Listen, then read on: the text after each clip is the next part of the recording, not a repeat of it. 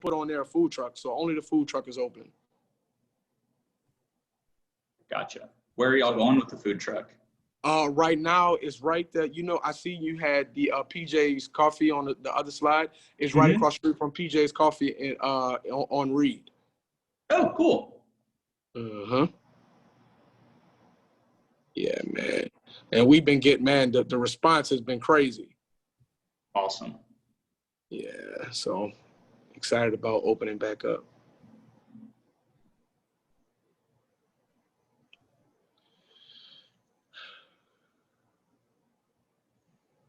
Hey, Chandra. So Chandra is the our beautiful timekeeper this afternoon. So she'll be. Hey, Chandra. Hi, good afternoon, everybody. Hello, hello, hello, hello. So just a wave will be 5 minutes if I just randomly wave. Yeah. Okay. And then just casually, discreetly. Okay, awesome.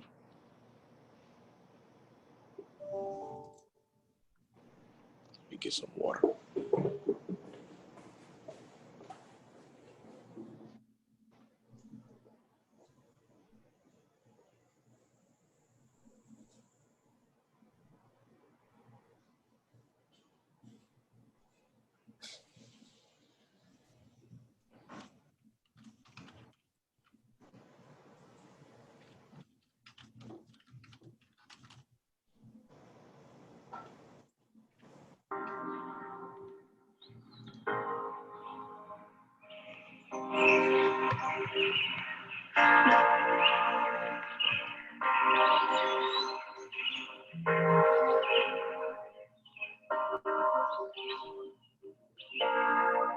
Little intro music.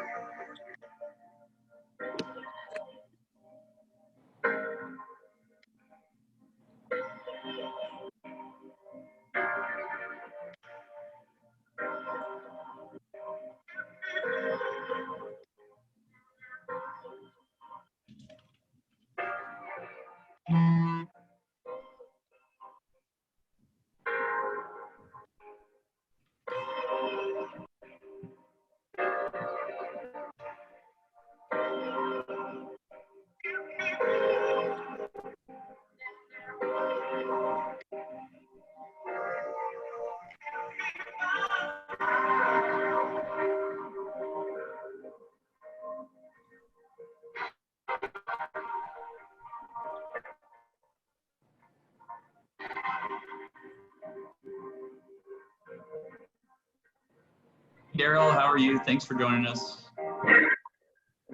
I'm good. Thanks for having me. How's your week been? It's been a little crazy trying to get back into the swing of teaching online. Yeah, I can't imagine. So Greg and Patrick, Daryl works at Holy Cross in their food science department. What's going on, Daryl? Hey, Hi, thank you for having me. Actually, I teach a course at UNO, teach a real estate finance course, and I've got a class tonight. The first one's going to be in person, but the rest have been online. And I'm surprised how how quickly I got used to it. Actually. Yeah, I think it's we're slowly getting back into the routine. We're doing our lectures online and our labs in person, so they're still getting some face-to-face contact. Just because it's so hard to do labs online in food science that at least this way they're getting some hands-on learning still. Yeah, 30 sets of chemical beakers and everything. Right. Yeah, that's tough. And then with Daryl's program, I mean, you guys cook a lot, or maybe not cook, but make products and test them. I'd imagine that's tough to do, not in person. Yeah, we kind of had to shift gears the end of last semester, about halfway through, due to the university going to online. But this semester, it's with things starting to get a little bit better. We're able to do at least do the labs in person. Cool. And then I assume you guys are using like full protocols and everything. Yeah, I mean, lots of sanitation, lots of social distancing. We have plexiglass dividing up stations, so there's no contact. Really trying to do the best we can with the labs, so that way we can keep doing the labs. Yeah, that's kind of an integral part of what you do.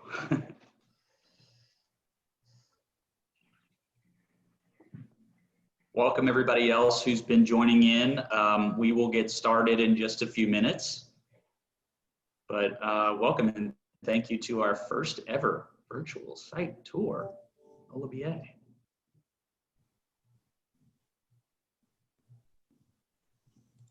We'll give everybody a few minutes to join in, but thanks again for everybody logging in right after lunch.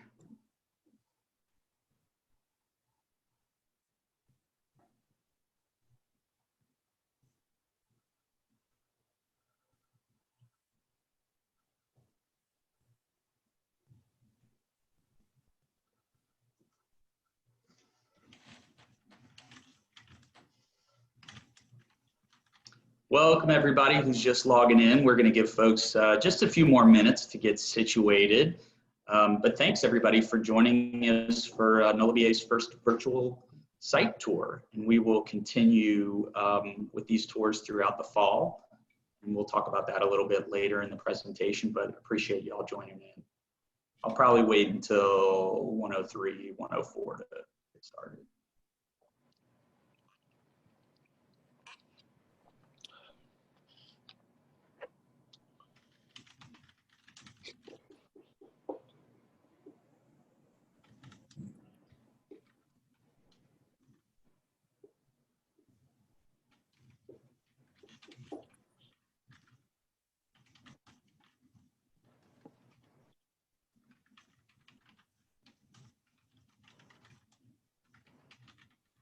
Welcome. I see some more folks are joining us. Welcome to NOLA-BA's virtual site tour for, we were supposed to be in August, but here we are in September, thankfully with very little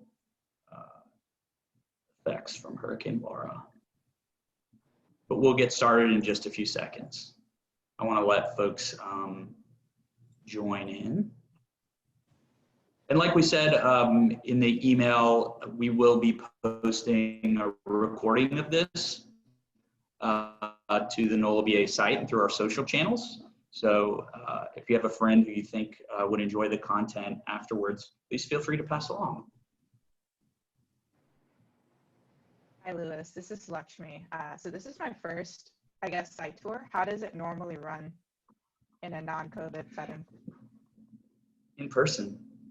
We take people around to buildings and see some of the infrastructure and the assets that we have in different neighborhoods in New Orleans. And in fact, I'll touch on that a little bit, but this started as a geographic site tour series. And due to some of the constraints, but opportunities of going virtual, we're able to kind of bounce around the city and not constrained to where you can get in a bus within, 2 or 3 hours. Gotcha. Thank you. Yeah, sure. Welcome. Thanks for joining us. Welcome everybody who's dialed in just in the past few minutes. We're going to get started in like 1 minute. I want to give folks some time to log on. Welcome to all the familiar faces and lots of new faces as well.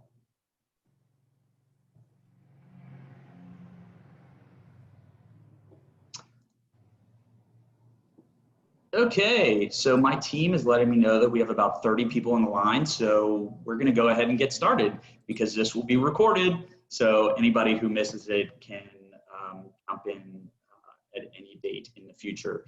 Well, first off, I'd like to thank everybody for attending. This is NOLA-BA's first ever virtual site tour. As we were just talking about, we have previously done site tours for years, as well as with all of our economic development partners, where we go and get in a bus and travel and look at buildings and look at infrastructure and look at the great assets we have in New Orleans. But we get to do it virtually now. And this actually kind of frees up our attention, because we don't have to just go to places that let us get around transportation in X amount of time. So we'll actually be covering more ground today in a lot less time than normal. So I want to thank everybody for joining. We will go ahead and get started. So this is our food production site tour. We had scheduled this for last Thursday, but Hurricane Laura was putting a little bit of uncertainty in the forecast for all of us here on the Gulf Coast. Thankfully, in New Orleans, we were definitely spared any impacts from Laura, but we are seeing some real devastation from our friends in Southwest Louisiana in the Lake Charles area. So our thoughts are definitely with them as they face a very long road ahead. Thankfully, no damage here in New Orleans or Southeast Louisiana. So to take a look at today's agenda, first off, I wanted to introduce the panel, because we do have two great experts in the local food production scene here. We also are going to go over some food production history and look at where New Orleans has always played a part in the food production process in New Orleans, in the United States. Also, some of our assets. You know, a lot of you know that the port and our infrastructure is a great reason why we think people should be doing business here. And then we will have the two presenters talk about their areas of expertise. So I just wanted Patrick Beard from the Port of New Orleans. Show everybody who you are. Hey, so yeah, my name is Patrick Beard. I'm a real estate manager at the Port of New Orleans. I deal with the leasing for the industrial real estate, and we'll get more into it, I guess, in a few minutes. Awesome. Thank you for joining us, Patrick. And Greg? How's everybody doing? My name is Greg Tillery. I'm the owners of We That's New Orleans' own chicken and shrimp. And we have our own seasoning and hot sauce line, and we'll talk more about that in a little bit. Awesome. Thank you, Greg. So we've got one of the oldest organizations in food production in New Orleans and one of the newest entrepreneurs. And we're going to talk about some actual sites that we see with big potential for food production. And then we really want to open it up to everybody else and talk about questions and see what you'd like to know more about the food production potential in New Orleans. And then, like I said earlier, this is a series. We will be going monthly through 2020 and, you know, potentially beyond. So we'll talk about some of the future dates and get some future engagement opportunities for other NOLA BA content. So first off, I actually added this in this morning because I was like, you know what? We've just got to remind people why food production and the potential sites for food production are more important than they were a year ago. This is a recent McKinsey, these are numbers from a recent McKinsey report. 29% increase in grocery store sales year over year. 35% increase in online grocery shopping. So that's generally been viewed as the last frontier of e-commerce. We're all pretty comfortable buying clothes, household items, you know, parents with baby supplies, but food has been one of those last things that people have said, I want to touch that tomato. I want to, you know, look at the packaging of that seasoning mix. But 35% more people are now shopping online for groceries than they were at this time last year. Almost 40% of the people in this survey said they are cooking more at home.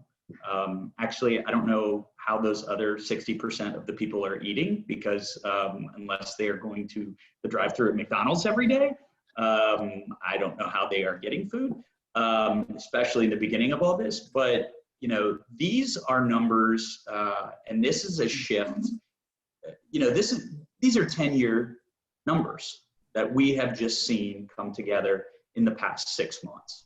So with all of the uncertainty in our economy, I definitely believe, and I know lots of our partners believe too, that we've got lots of opportunity with food production in the region, in the United States, but especially here in the city of New Orleans. So I wanted to take it way back. You know, I mean, when you look at why New Orleans was founded 300 plus years ago, we are a food production hub, and we always have been. You know, New Orleans is the place where you can get up the Mississippi River, but also you can get close to agricultural lands. So since the city's founding, we've been a food production center for, you know, at the beginning, the colony, you know, that was Louisiana, and now the Gulf Coast region of the United States.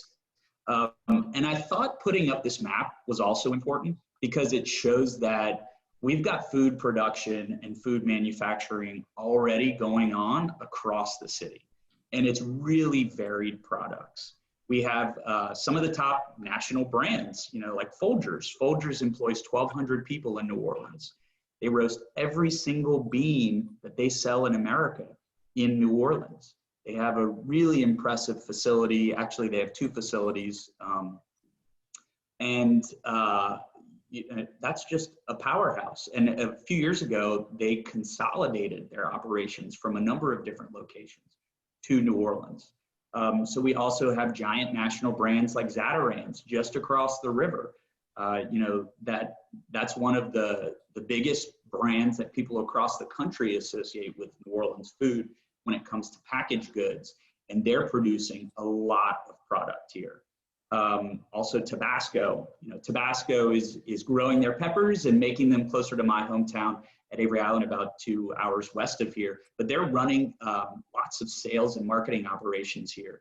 So it's not just the manufacturing, but of course we're focusing on manufacturing today.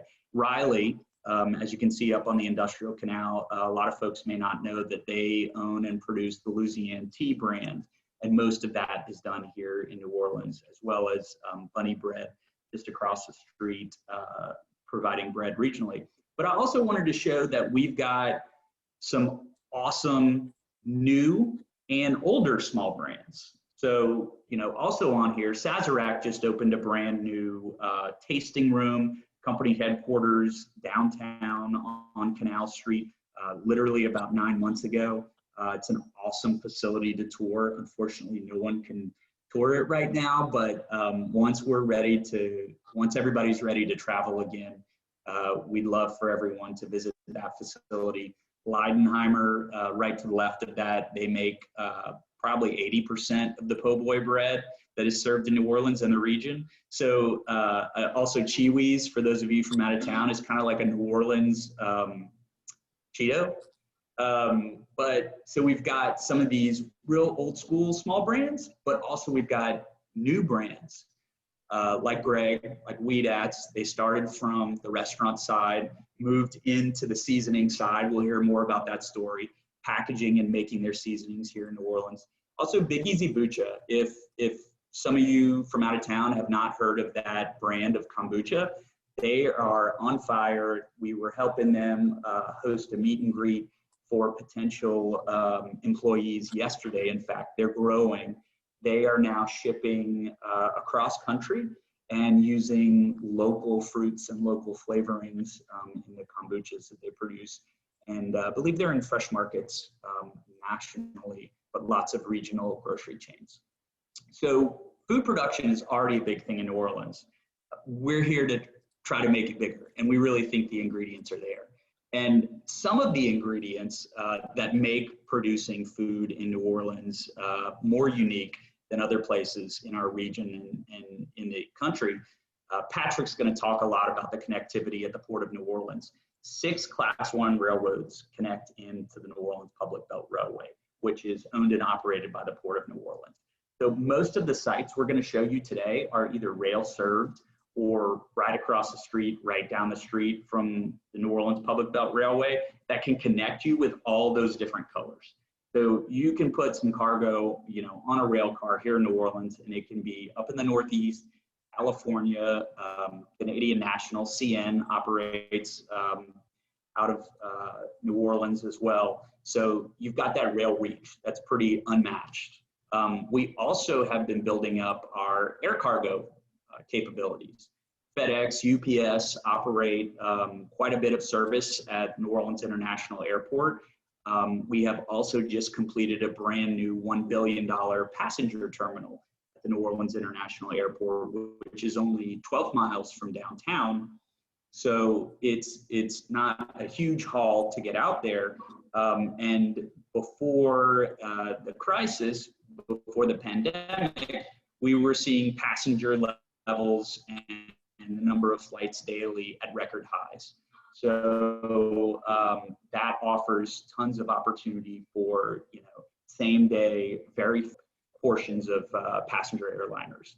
And we expect that to continue to grow once travel is back to normal.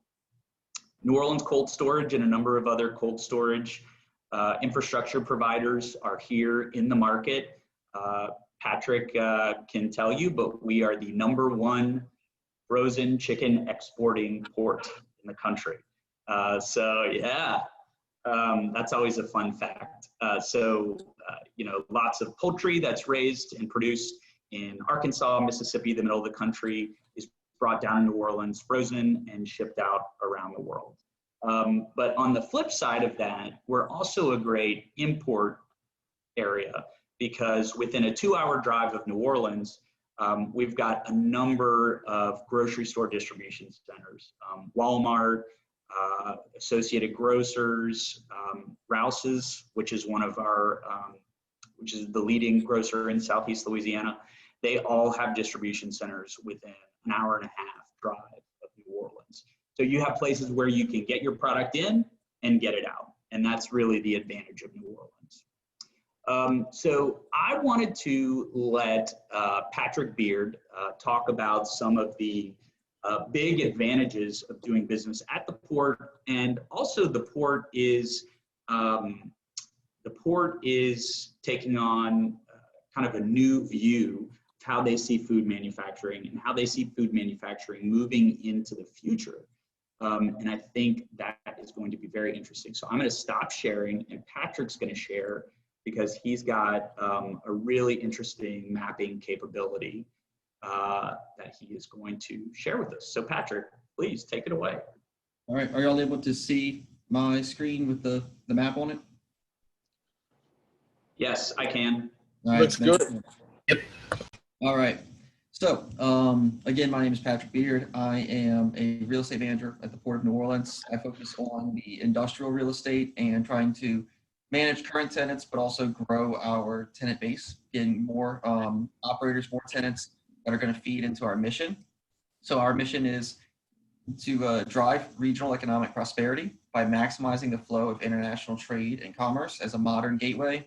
A lot of buzzwords to really say that our goal is to lead economic growth, jobs, everything else that come from it, by having tenants and having operators that are somehow participating in either international trade, waterborne, rail, trucking, different ways it could be done, or just waterborne commerce in general. And so that could be barges, it could be actual deep water vessels, but every tenant we have is somehow associated with that. And we operate in the 3 parishes that you see on the screen, being St. Bernard Parish, Orleans Parish, and Jefferson Parish. These would be the 3 largest in our area. We'll quickly get to the real estate stuff soon. So we are a diverse landlord port, and what that means as a landlord port is that even in our 4 specific business lines, at the end of the day, it's all us as a landlord, all of us owning the real estate and having some sort of a contract, usually some kind of a lease in place to facilitate that mission. And so for our cargo operations, we actually have operators that are leasing from us on the Mississippi River to take deep water vessels and to take containers and break bulk cargo off of those vessels or put them onto those vessels and transload them to either truck, to rail, to however it's done, maybe store in a warehouse and then package it or roast the beans or whatever it is that's happening over there and sent somewhere else. And cargo is, and forgive the pun before I say it, it is the bulk of our revenue. It is our major source of income at the port, but ultimately it's a part of each other part of business line as well. They're all integrated together. And so for the rail component, we actually in 2018 became aligned with the New Orleans Public Belt under the same board of directors and everything. We are within the same organization now. New Orleans Public Belt has access to 6 Class 1 rail lines, and it serves every one of our properties directly. And so each of our properties is going to have rail access, and the vast majority of them also have water access. This, of course, gives us opportunities for integration in our supply chain and logistics, and kind of makes it so that there's not surprises and if we had a different operator of the public belt. As far as the cruise line goes, we are the 6th largest cruise port in the country. There's been some difficulties, of course, in the cruise industry in the last several months, but we do anticipate that growth is going to come back because the type of business we've had and the location that we have there's no reason other than the current situation that the cruise business is not growing. As far as real estate goes, we have 1,000 acres of industrial real estate, mostly in what locals call the Industrial Canal, but it's more properly called, and we're branding it as the Inner Harbor Navigational Canal, Inner Harbor District. And this is the canal we're going to see in a second, more information about. And here we have some of the consumer products that are made possible by us having the port here and having the tenants that we have. Over 660 million chicken pot pies can be traced through the wharves and the warehouses of the Port of New Orleans. Over 20 billion cups of coffee in this country. And so if you are drinking a cup of coffee right now, there's a very high chance that at some point one of our tenants touched it some way or another, that we imported, especially if it's Folgers, then there's a 100% chance. And so we'll get into the real estate then. And so this is, it takes a second to load because there's a lot of data behind the scenes here. This is an active map, and so it can be moved however. I'm going to go through the presentation kind of quickly, and then if we have time or if anybody has questions, wants me to go back to a specific section of the map, we're able to do that on any of the other pages as well. The real estate that you see, everything that you see colored is going to be controlled or owned by the Port of New Orleans. What most people locally are familiar with is going to be called the Napoleon Terminal. It is the location along the river at the end of Napoleon Avenue, where you are by Chapatoulas, where you have our terminal operations. This is where the deep water vessels come in and are unloaded and loaded. Over here, we have the Industrial Canal, like I said. This is the Inner Harbor Navigational Canal. This is the Gulf Intracoastal Waterway. All of this real estate is what we consider our industrial real estate, and this is what I manage the leasing over, and this is what a focus will be of our conversation today. This is a blown up image of that same Inner Harbor district that I was just talking about. Each of these sections is a sub area that we kind of identified as highest and best uses being, for various reasons, being suited for different types of users. There's something called the Pier Plan, which was a federally funded plan we put into place, which helped us identify these sites and helped us put environmental assessments and everything in place to have them ready to go for users for leases. What I'm going to do is we're going to go through a specific couple sites at the end, but we are going to, I'll also post this Pier Plan in the chat so anybody can access it just by clicking on the link. It'll bring you to the PDF. It's a full several dozen page document, more to it. The real estate that we see for food distribution is going to be in this area. This is the area that has that we own all of this land that you see colored. And on this area, we actually have New Orleans Cold Storage. It has over 200,000 square feet of warehouse space there, where they are loading and unloading barges actually at their wharf, at their dock, and they're using it and trucking it across the country and across different places. This New Orleans Cold Storage is one of 2 facilities, but it is what, like we said, makes us the largest exporter of chickens in the country. Off site of the port property, right here, we actually have the Dixie Brewery. And so Dixie Brewery brews their beer and distributes it from this location. And that's one of those old stalwart brands that kind of came back from the dead recently. And Dixie Brewery is now growing. And next to Dixie Brewery, there's also Crescent Crown Distributors. They are distributing, they distribute alcoholic beverages across the country, and they're a very large distribution network. Within the Canal District, but some on and some off of our properties, Folgers has a large roasting facility in the same area, and there are other services that lead towards food distribution already in the area.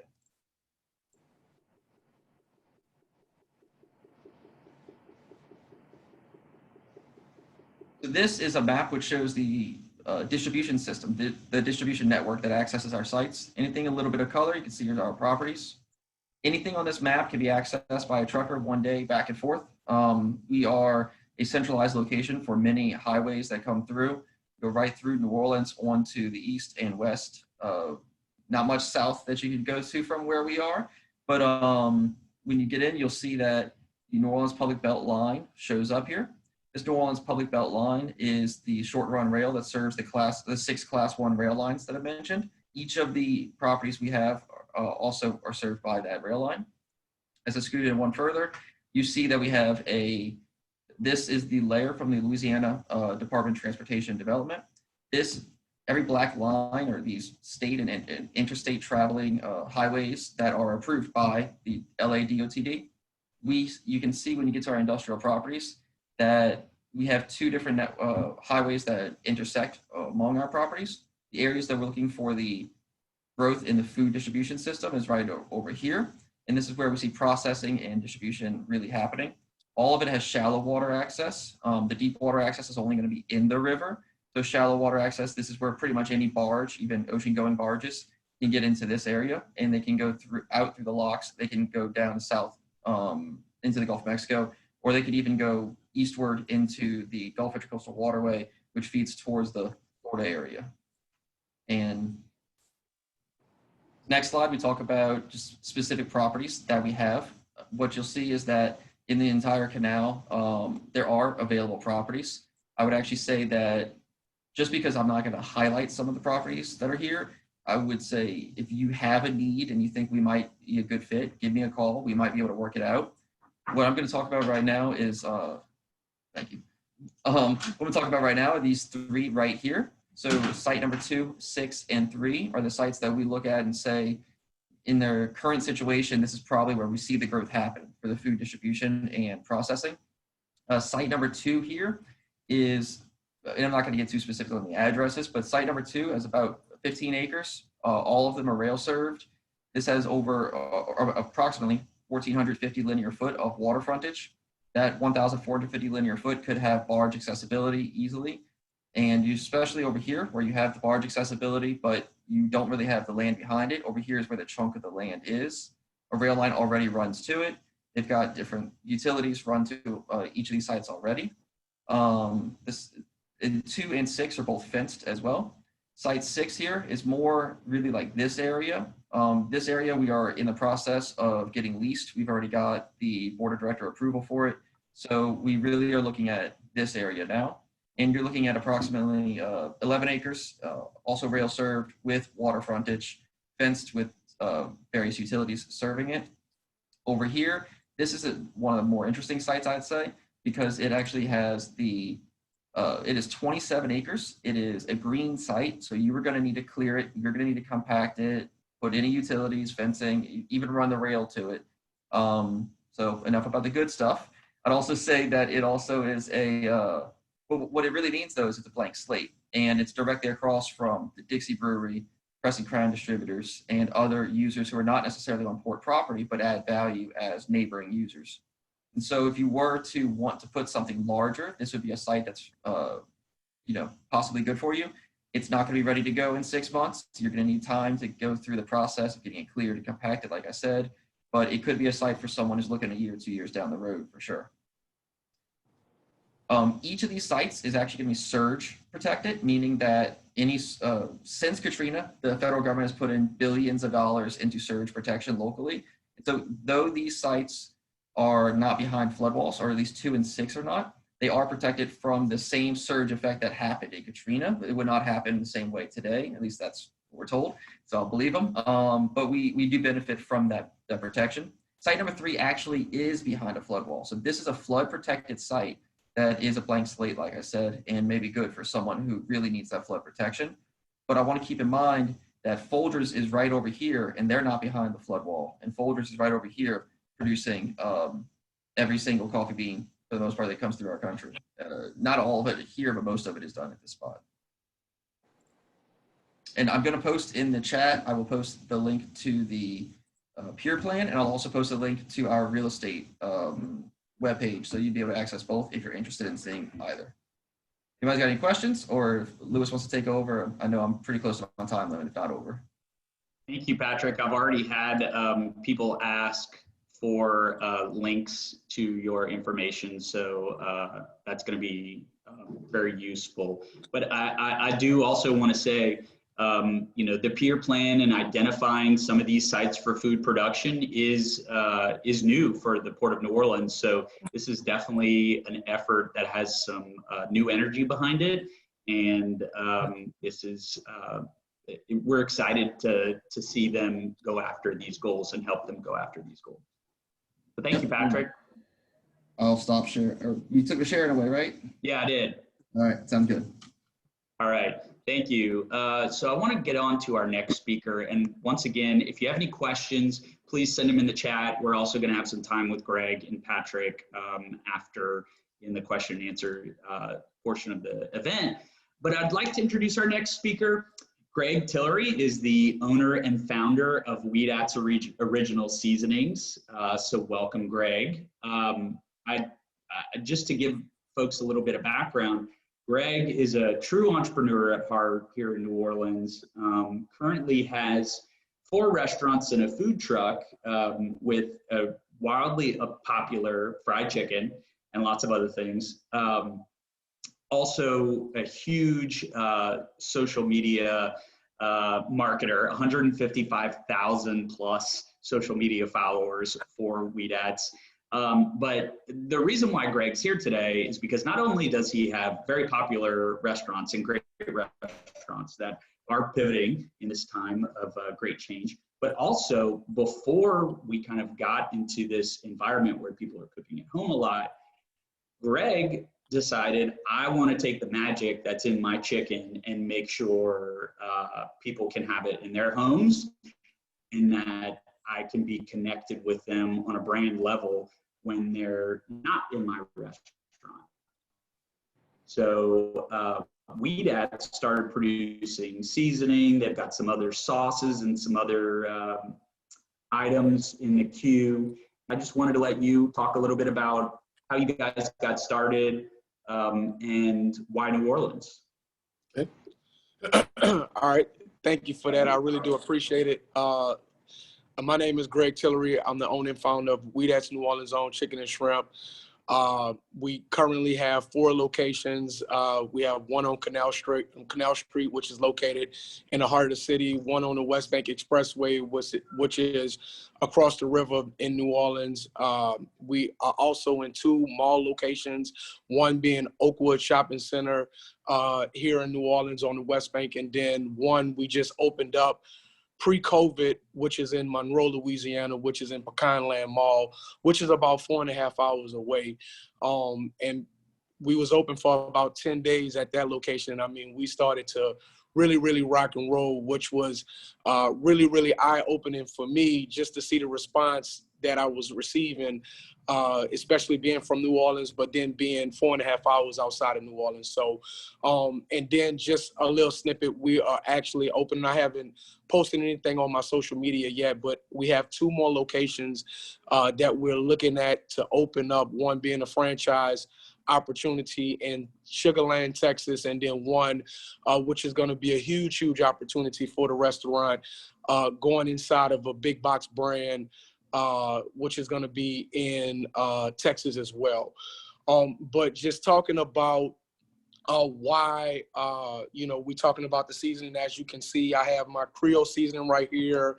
This is a sweet heat flavor right here, and then a garlic parmesan. We also have a buffalo hot sauce, which is in all of the Rouse's supermarket, which was mentioned a little bit earlier, which is a huge supermarket chain that about 2 years ago gave me an opportunity to actually put my seasonings and now sauces, and really the relationship that we have now is anything that we really come up with, they're giving us the opportunity to put it in there.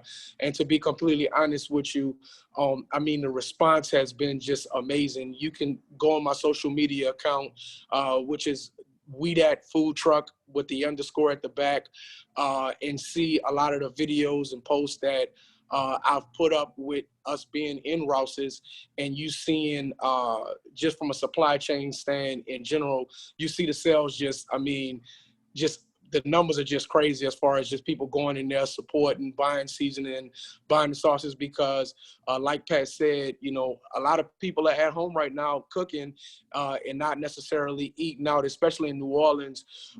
It was expected, I know, pre-COVID, or right when COVID kind of hit the market in New Orleans, they was expecting about 35% of the hospitality industry to go away. And, you know, me being on Canal Street, currently I'm at my location, 1407 Canal Street right now.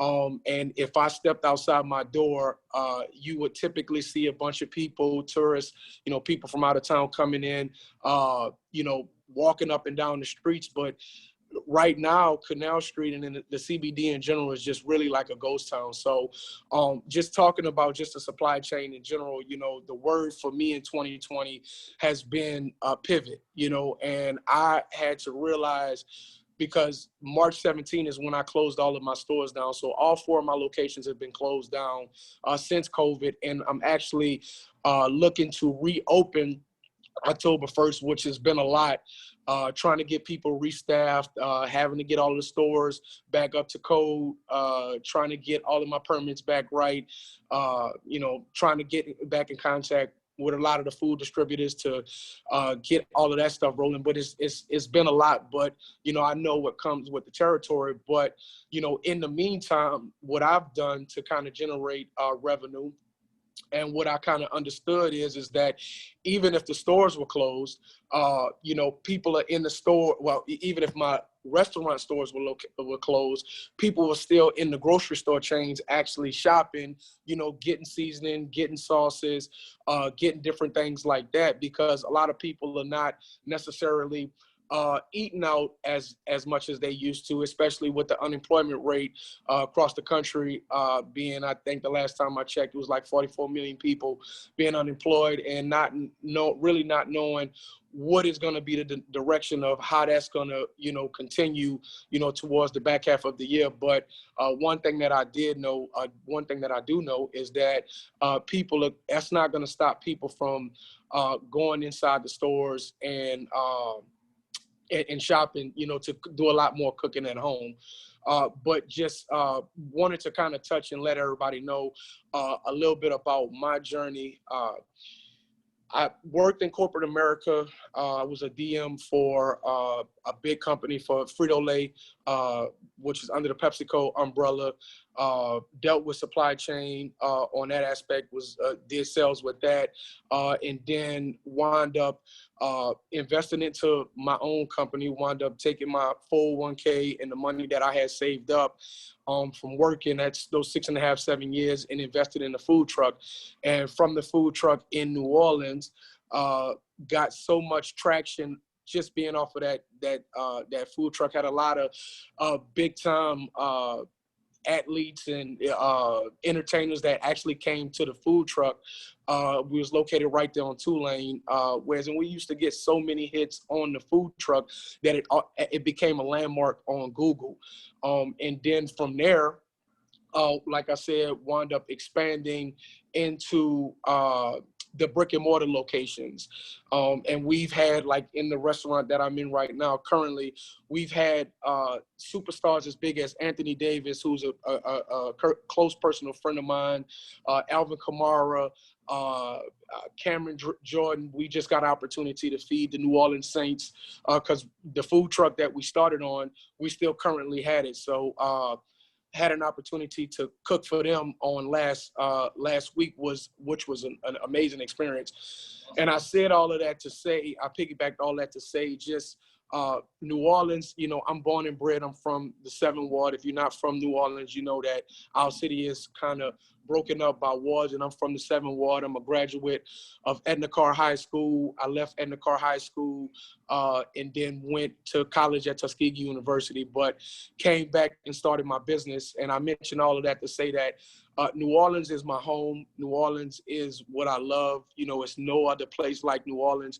The people are resilient. The culture is amazing. The food is like no other. And just, you know, it's just an amazing place to be at. It's an amazing place to do business at, or do business in. And once all of this COVID stuff, you know, passes by us, by the grace of God, I know that the city is going to make a huge comeback. I mean, I think right before all of this COVID stuff happened, I mean, New Orleans was ranked like the #1 tourist destination in the world. So that kind of speaks volumes.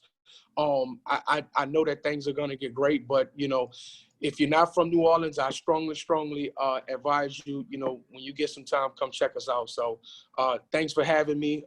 You know, I love the city.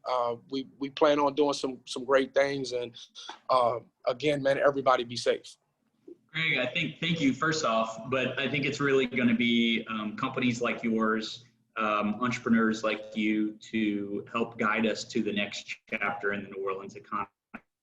So it's exciting to see, like I said earlier, not just, you know, the Port of New Orleans that's been around for hundreds of years, but also companies like yours that are taking advantage of the changes in our economy and helping to keep people employed and building wealth in the community.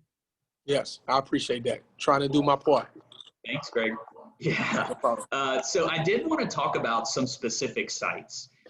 Because as the, you know, site selectors on this call know, everything we just said could be great, but if there's not a property that fits their project, then you've got to look somewhere else. So I've highlighted 3 sites, and we're going to send out all these flyers afterwards, as well as a lot of other information.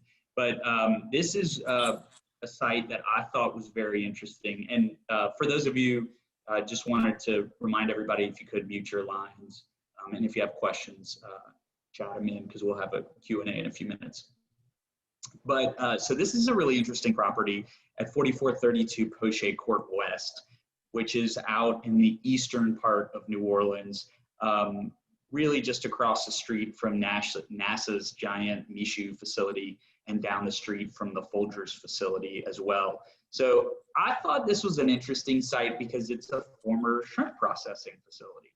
So you can really do a lot here. They've got some equipment that is still in the facility if you're going down the seafood route. But if it's, you know, if seafood's been produced there, then we know that there are lots of other options for food production at this site. And they are industrially zoned, which I know a lot of folks, especially if you're a visitor to New Orleans, and if you've only seen the parts of the port that are much closer into our residential areas, this is, and then again, these are not port properties. So Patrick went over some port-owned properties, but these are privately owned properties. But this is in an industrially zoned neighborhood. So your neighbors are other folks who are making things. So you won't be right next door to, you know, neighbors who may not be happy about what you're doing. This is an industrially zoned area, previously shrimp processing facility. They've got cold storage, and like I said, some equipment as well as some filtration infrastructure at the facility. And the entire facility is climate controlled, and they've got truck wells. So this could be an interesting industrial, also office property. They've got about 12,000 square feet of office, and it's on the market at a, you know, a very attainable price. So we have the broker contact on here, and like I said, we will be sending out all of this information. The next property I wanted to show everybody, 48207 Industrial Parkway. So this is a greenfield opportunity, also in New Orleans East, but it is on the other side of the NASA Michoud assembly facility, which, brief plug, they made all of the solid rocket boosters that sent the space shuttle series out up into space. So that's just across the street. So once again, this is a industrially zoned areas. Your neighbor right to the south is, or right to the north rather, is a FedEx facility. So this is a 10-acre greenfield site, zoned heavy industrial. You know, for that type of price, I think it's a real unique value, seeing that it's about 2 miles from I-510, which connects you in with the I-10 system and shipping anywhere. And as you can see on the map in the lower left corner, it is very close and basically across the street from rail. You're basically down the street from water access as well. But this would be an ideal site, for a smaller production facility or even some distribution, as those are some of your neighbors in this area as well. So the final site, and I think this is also a very unique property. These are all kind of more of the unique properties that we have available in the market. This is 4650 Chef Minter Highway. So this is a former grocery store. So I think this is a huge opportunity, and we have talked to some prospective tenants about some type of production/retail facility. So this site has excellent visibility from I-10. It's about a city block from I-10, which is the main east-west arterial for the region. And it's across the street from some other retail. It's also got some industrial in the neighborhood. So it's kind of one of those sites where you could go either way. But the interesting part about the kind of production retail combination, so I'm thinking like, a brewery with a tap room, or a large commercial bakery with a tasting room, something where you can get that consumer visibility and also the consumer access, because it is right off of I-10. And also it's got excellent public transportation opportunities and connectivity at that site. So you've got a number of the more high frequency bus routes in New Orleans passing adjacent to that site. And that's a huge opportunity when you talk about workforce. We've been talking with a food manufacturer in New Orleans about expanding in some of their options and opportunities. And time and time again, they have found out that in this market, as in many others, access to public transportation is really key to getting the workforce that they need to operate their facility. So I think this is a real unique option for someone who's looking at doing an interactive food production facility, and as well as you can carve some of it out for office. And this is a facility that's for lease, 60,000 square feet, former Winn-Dixie facility with some strong retail and traffic nearby. There's a Walmart across the street, and continually more national retailers in the area, but also it's kind of a half retail, half industrial neighborhood. So these were some of the sites that I thought were interesting and that I would like to share with folks from outside of the area. So now, we really want to hear what everybody else is thinking. What are your questions about, food production in New Orleans and the New Orleans area? What are some of your concerns? Where do you see some of the opportunities? So I'm going to go through the chat. Let's see. Does anybody have any questions? I see some folks are looking to contact with Greg on his story, which of course is very interesting. But Patrick, I'll ask you, what type of tenants, what type of food production tenants do you guys see specifically in that kind of corner, that intersection of the industrial canal with the Intracoastal Waterway? So, we actually could look at tenants from the perspective of someone like Greg, let's say, is going to have, or if Greg has somebody that he's outsourcing, maybe some part of the manufacturing to, even somebody who comes in and says, we're going to sign a ground lease. Those sites we even showed don't have buildings on them. So you're going to have to be able to construct a building on it. We can own the building and lease it back to you, however you want to set it up. But the point is they're going to have to construct a building. They're going to have the capital for that. They're going to have some sort of, usually contracts in place or something that says, some history that shows them as a strong tenant.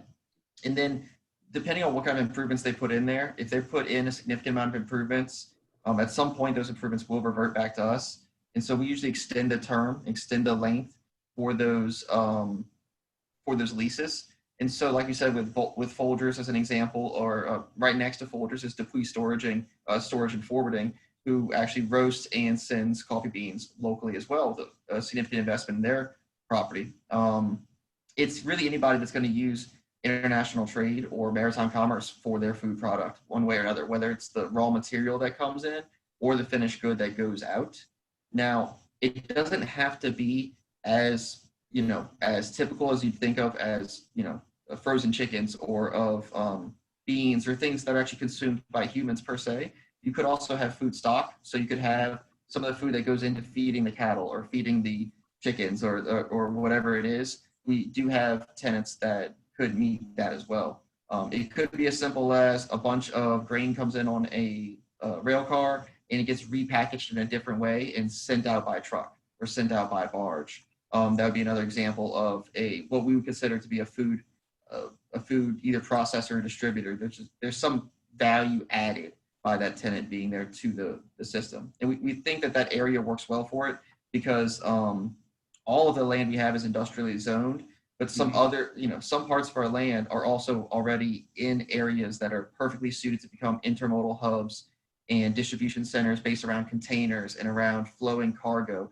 And a food distributor tends to just kind of be a part of their own operation and doesn't need necessarily to be, next to other rail users and next to other, someone who repairs containers, let's say, or something like that. Mm-hmm. Okay, so lots of opportunity, kind of open. Yeah. It's kind of open. We just think that it makes sense for them to be in that area. There's clean users nearby. There's nobody nearby who's doing anything that, next door that's going to be scary to a food producer. NOCS is right there, and they are a very significant amount of cleanliness and kind of planning that goes into that kind of operation. Awesome. Greg, we got a question. What were some of the biggest challenges that you faced taking your product from restaurant setting to grocery store setting? It was a lot. It was just learning from scratch because it was something that I had never done before. So having to come up with getting the actual seasoning and the seasoning blend, and then coming up with the packaging and the graphic designs that comes up goes on with it. Having to deal with getting labels and getting that kind of stuff registered and getting it trademarked, and then dealing with the actual manufacturers. Right now, we use Deep South blenders and Gulf Coast blenders as well to do a lot of our blending. And then from a hot sauce stance, we deal with Bomber Foods, who does Crystal's hot sauce, which is another Louisiana favorite. So it's just, starting from scratch. It was a business that I had no idea about, but just doing my research, falling on my face quite a few times, long nights, a lot of back and forth through email, a lot of back and forth through conference calls, trying to get it all figured out. And, it's just like with anything, man, it's just, if it was easy, everybody would be doing it. But, it's tons of, and someone asked that question. I gave them my cell phone number so I can talk more with them. But, it's just, figuring out, people think, like, even from the restaurant standpoint, I told you I graduated with a sales and marketing degree from Tuskegee and worked for Frito-Lay. Now, at one point in time, did I tell you I went to culinary school? So, even that aspect, it just was kind of learning everything, figuring it out, putting my mind to doing something, putting my heart to doing something, and just, getting it done no matter how many times, I fall on my face with doing that. Yeah, I can't imagine starting in that world from afresh. I know it's real tough to get the distribution, that's required, but even just calling Crystal Hot Sauce, you're like, hey, yeah, that's a challenge for a small business like you. Yeah, well, like I said, I've been doing this since 2013, just from, and the social media does help a lot.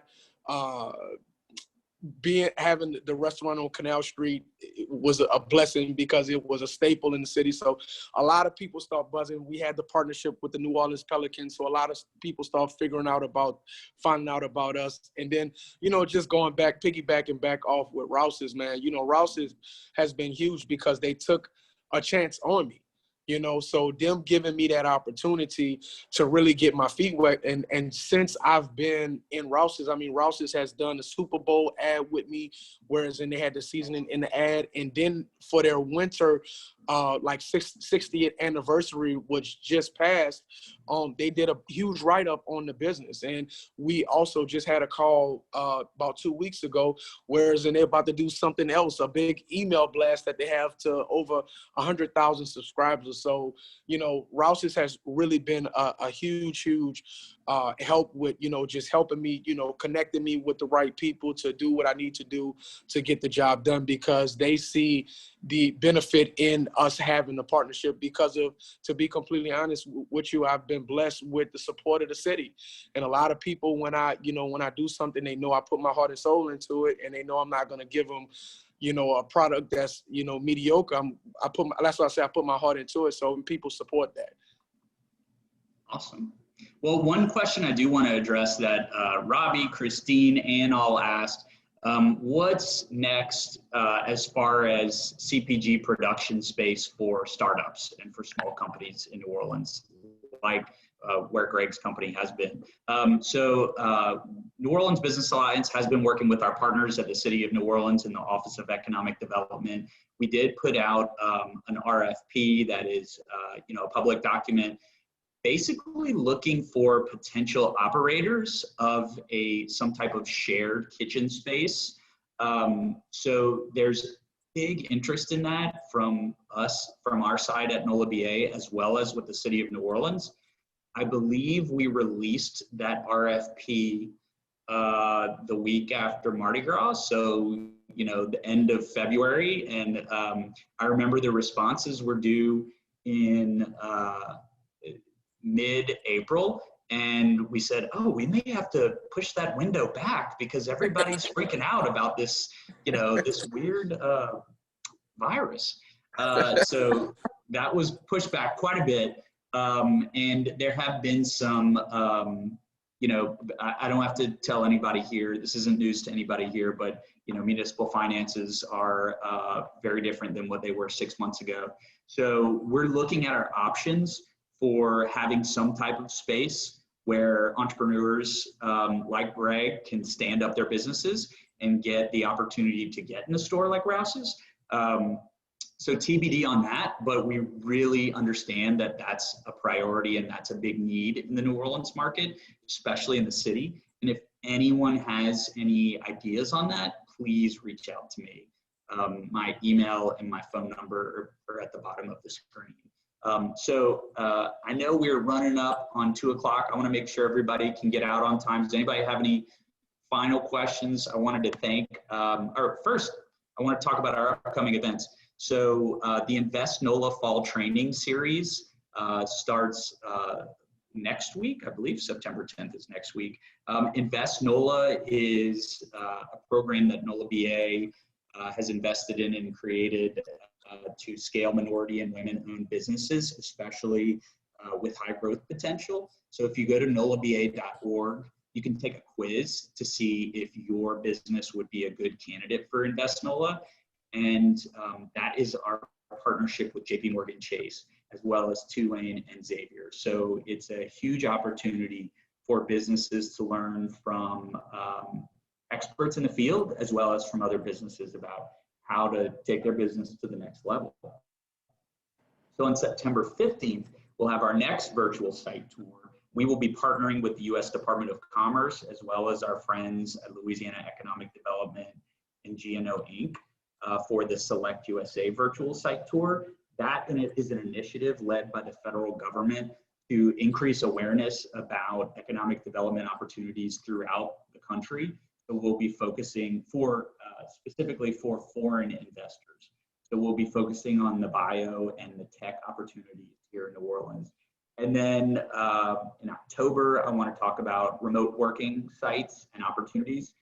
I personally know people who have made the permanent decision to work remotely from New Orleans for companies who are not based here. So we'll talk about some of the options for folks who are interested in that and take a look at sites. In November, we are doing a big biotech event with our partners at Med City, Ochsner, Blue Cross Blue Shield of Louisiana. It's a multi-day event, but we will be having a site tour webinar just like this, solely focused on sites in the New Orleans Biodistrict. So that biodistrict includes LSU's med school, Tulane's med school, the state and the VA have both just built billion-dollar new facilities, healthcare facilities in that district as well.